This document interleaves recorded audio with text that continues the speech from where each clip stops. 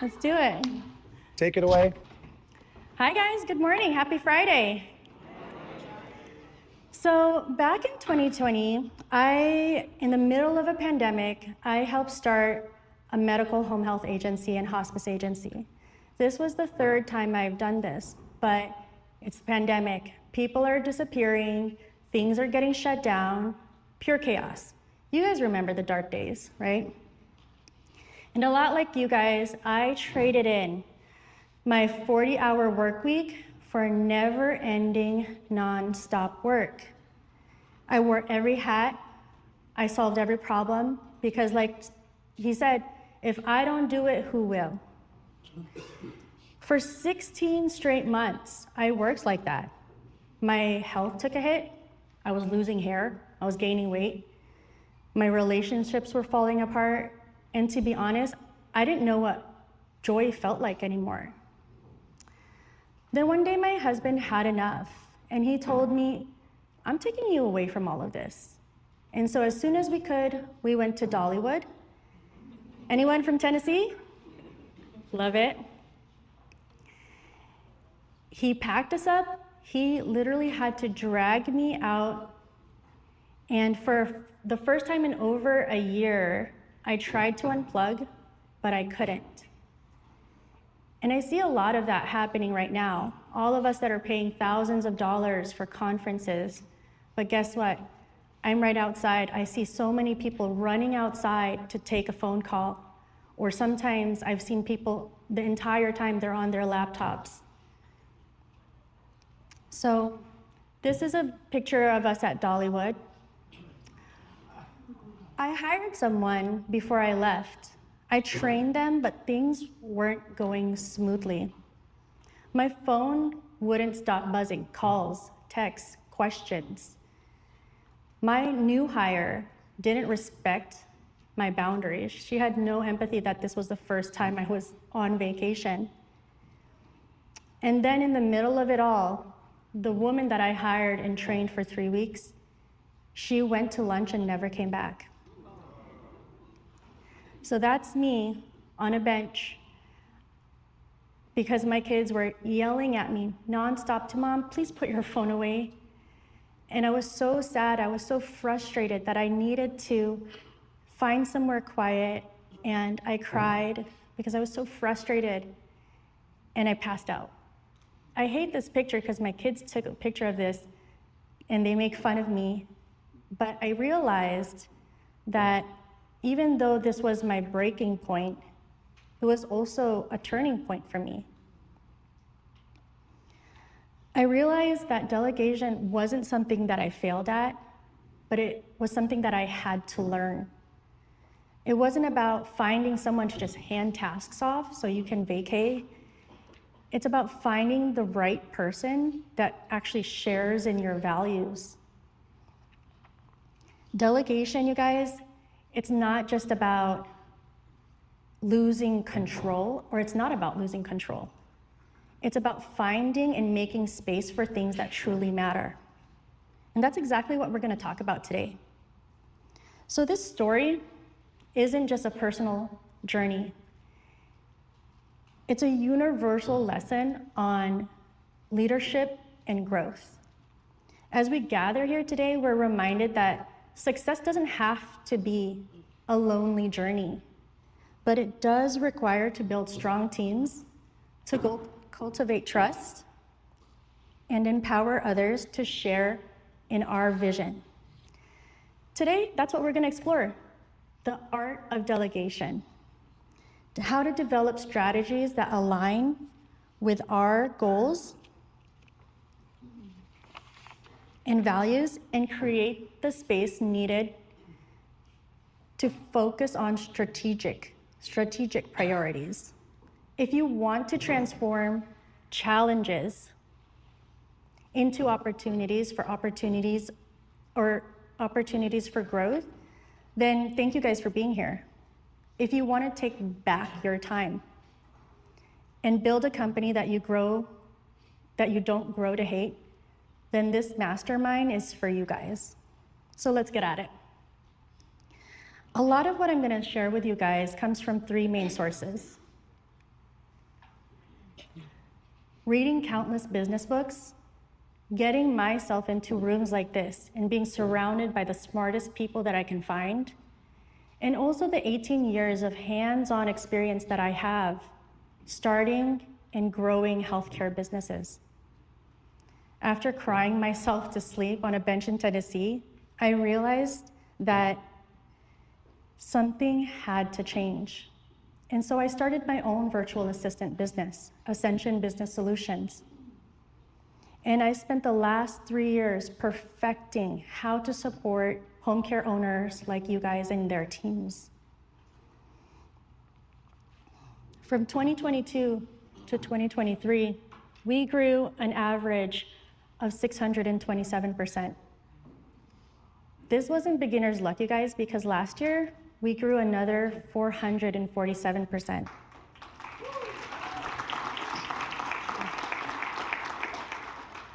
By focusing on delegation, building strong teams, and also being very, very process-oriented, we scaled our company from just having 12 VAs to having the privilege of providing life-changing opportunities to nearly 150 VAs. Today, I'm proud to say that we serve nearly 75 home care agencies from Hawaii to New York. And by keeping you guys, my clients, at the center of everything that we do, using mistakes as a challenge to innovate, as an opportunity to innovate, we've earned the trusted badge of approved vendor for some of the largest franchises in America. I am not sharing this to impress you guys, but to impress upon you the power of delegation. It is the single most important skill that's allowed me to achieve this level of success while also serving my clients like you guys. So if you're not yet convinced, let's bring in the big guns. So I'm a big believer in learning is earning.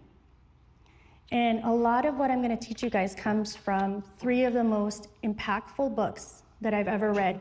And here are some of the key lessons that have revolutionized the way that I think and do business. So has anyone read the 80-20 principle? It's great. So Richard Cox says that, and this is backed by studies, years and years of studies. He says that an astonishing 80% of your results come from 20% of your efforts. Again, 80% of your results come from 20% of your efforts. Remember the 20%. The problem is that entrepreneurs, not just entrepreneurs, but sometimes your management team, they're focusing on the 80% that does not move the needle, right? These, what we call time vampires, energy vampires. But delegation allows you and your team to focus on the 20% that actually moves the needle, things that grow revenue. You guys that are beginning in your company, owners that are doing it all yourselves, what is your 20%? It's cash flow, right? So that's your 20%. Buy Back Your Time by Dan Martell. Anybody read this one? It's amazing, right? He says that you don't just hire people to get things off your plate. You hire people to buy back your time. You guys can read this on your plane ride home. Every time I drive, I think I read this book at least once a year. But what he's saying is that time is your most valuable asset. It's non-renewable. Money will come and go. But we must outsource low-value tasks. You are no longer paid to be a doer or to do things, but to hire smart doers. The E-Myth Revisited by Michael Gerber says that most small businesses work in their business instead of on their business. But to grow, you need systems and processes that allow your business to thrive without you being involved in every single detail. Delegation isn't just helpful, it's essential, you guys, to building a business that doesn't rely on you 24/7. So everyone in here that's like, gosh, I can't unplug, I can't get away, I'm drowning every single day, 7 days a week. Please read this book. By embracing the principles that we're going to talk about today, you guys, you'll not only scale your business, but you'll reclaim your time. Who wants to have dinner with their husband uninterrupted for once? Go to your kids' soccer games. Go on a girls' trip. I love girls' trips. That's what I do. You're going to reduce your own burnout. You're going to reduce burnout for your top players and create a company that thrives with or without you. So another thing, did you know that the top millionaires and billionaires, they have this forever student mindset? Oprah, for example, she dedicates like 4 to 5 hours of her day to read books every day. Why? Because it just takes one good idea to change everything. And so I want to share with you guys one of those ideas. It's called the buyback loop of audit, transfer, fill. And this idea has allowed me to level up again and again and again in my businesses. So when I started my business, Ascension Business Solutions, back in 2022, and to be honest, pretty much all my life, I had this GSD mentality, get shit done. But you guys, I have to admit, this is something that we have to get away from, okay? Because hard work is only gonna get you so far. So once I proved my idea that using VAs was a big hit, I got buried. Emails, calls, meetings, hiring, social media, onboarding, back-to-back meetings all the time. And my company stalled. My company's growth stalled because I was too busy doing everything instead of building systems and teams. I realized I wasn't running a business. My business was running me. The lack of streamlined processes made me the bottleneck of my own company. And I was so stuck in this hard work mode. But here's how I turned it around. I implemented the buyback loop of audit, transfer, fill. First, I started auditing my time, and identifying what I could maybe delegate. Then I hired for these key roles to take ownership of them, right? Ownership, this is important. When I did this, I effectively replaced myself every 3 months. Every 3 months, replacing myself. Maybe for home care, it's every 3 months, maybe it's every 6 months. Then I brought on an operation manager. She was a game changer because instead of me having to build SOPs, standard operating procedures, for every single one of my clients, she trained my VAs on how to build SOPs themselves. Then we implemented end-of-day reports, end-of-week reports that we sent to our clients that helped them with transparency and accountability. Then as my business grew, I continued the loop. I hired a success manager because he did onboarding, something I didn't really like doing, and it took up so much of my time. Then I hired a recruiter, hired faster and better VAs. I hired an HR manager who focused on retention, because you guys, retention and recruiting are not the same thing. They're two separate jobs. And this HR manager, she built the most amazing training programs that were specific to each one of the roles. But here's the key. Each hire freed up my time that allowed me to focus on strategic priorities. Again, my 20%. Like what? Building power partnerships. How many times did you guys hear that, right? coming here to events like this. I don't necessarily love speaking up here, but I knew that if I wanted to help my company grow, I needed to learn how to do public speaking. I needed to get over my little insecurities and get up here and try not to throw up, right? But every time I could transfer a task to someone that could do it faster, better, and with more passion, again, I filled up my time with high impact activities that drove revenue and filled me with joy. Today, I'm laser focused on strategic planning and how to become the best VA company in America. My team can execute ruthlessly, allowing me to focus on expanding into, I want to get into the UK, I want to get into Australia, I want to get into Canada. But only I can do that from my company. So what is it that only you guys can do for your company? Now, you might be wondering, how does this apply to me? What's in it for me, Regina? Do you guys know what your 20% is? You know, you paid an operations manager $100,000. What is her 20%? You hired a business development girl or a man for $130,000. Sometimes that's what they pay. They cost. What is their 20%? But if they're stuck answering phone calls, putting out fires, just behind their computer nonstop, then how much time are they actually delegating or assigning to their strategic priorities?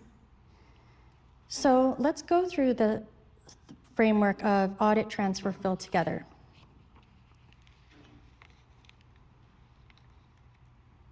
So success, you guys, it starts with intentionality.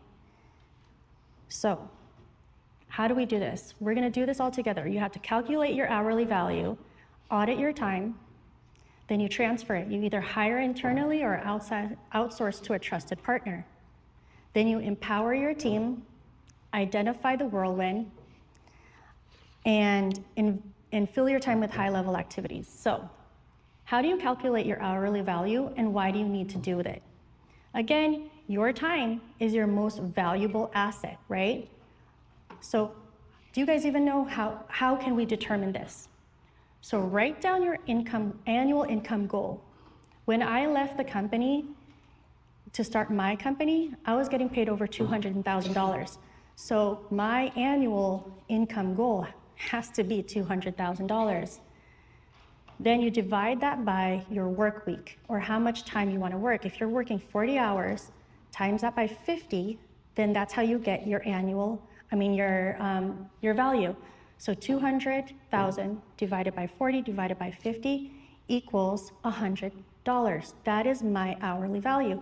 If you pay your operations manager 100,000, her hourly value is 50. So you got to ask your guys this question: am I doing tasks that are aligned with my hourly value, or are you doing things that could be easily delegated for 15? What about your top tier people? Are they doing things that are high impact work, or are they stuck doing things that could be outsourced for much less? Here's a practical example. I don't like scrubbing my toilets. I don't even like folding my clothes. I'll wash my clothes, but I won't fold them for 3 weeks. And so what do? I paid a professional company that comes in every month. They send 2 girls, and those girls clean for 4 hours. It's $210. My hourly value is $100 an hour versus $26 an hour. It's a no-brainer, right? And I get that 8 hours back to do things that fill me with joy, like sleeping, eating, pretending that I like pickleball for my husband. So once you have calculated your hourly value, I want you guys to audit your time, and you please commit to this. So take out your phones, your computers, whatever, pick a time next week and name it Audit Your Time. Commit to this, 3 days, 4 days, 5 days. You could use a very simple table like this. You can determine if it's a high value or a low value. Write it down, all the activities that are taking up your time.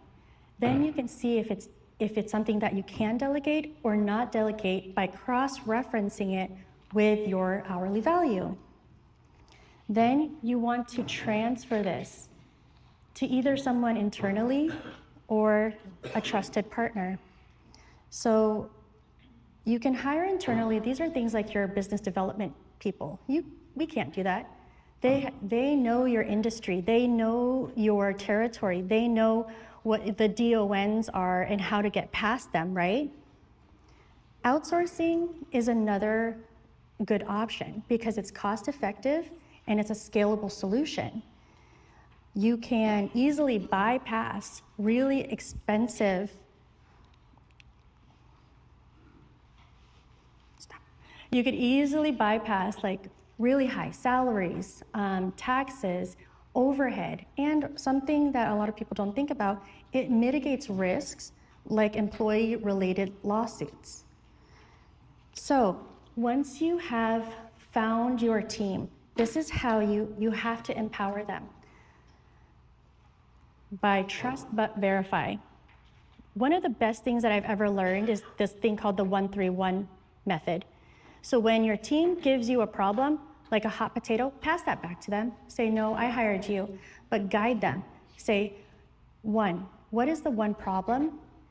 Then give me your top 3 most viable solutions. And then give me your number 1 recommendation. What this does is it forces them to develop critical thinking skills, right? To critical problem solving, and it builds their confidence. So the 1-3-1. So someone says, Regina, I have a problem in recruiting, and they want to talk to me. I say, no, did you do your 1-3-1 yet? And if they didn't, I said, go back, talk to me later when you're done with this, right? 1-3-1 is so important. Then ask them to create an SOP around the solution that they found. Then have them come up here like I did and demonstrate to you that they understand the problem and using the SOP. Trust but verify. Another thing, identify what a whirlwind is. Chris with SwiftOps taught me this. He said it's these low impact but urgent tasks. If you guys are doing nonstop meetings, is that really worth your time? I'm not trying to get pulled into a meeting about fonts, about what's going to be on the newsletter. I'm not trying to, interview applicants or anything like that. That's your job, right? Another thing is that you've got to practice. So identify what the whirlwind looks like and be disciplined. Don't be like, oh, I could do that. I'll do that for you because it'll be faster if I do it. No, let the whirlwind pass you by, okay? Learn to trust the team that you built. Then fill your time with high value things, tackling these back burner things. SEO, right? Maybe it's time to switch from this EMR or CRM to another one that's better. Building power partnerships, attending industry conferences, but actually having the bandwidth to listen. Get off your phones. Don't take a call because you know someone else can take it for you. Expanding your services. Who does dementia care? Who has a post-acute specialized rehab program, right? Refining your brand and culture. So for example, you're struggling with retaining your caregivers. Is it because you don't have a culture? And this is my favorite, of course, investing in yourself by mastering a new leadership skill, right? How can you motivate your team? That doesn't come easy, it's not natural, but you have to develop these things. So I wanna say, you guys, true leadership is not about doing it all on your own, okay? You've gotta empower others to share in your vision. And this is how you create a force that is far greater than yourself. True leaders, they lift each other up and they delegate, multiplying your own impact. So you guys, let's delegate boldly, lead wisely, and let's watch your goals become a reality.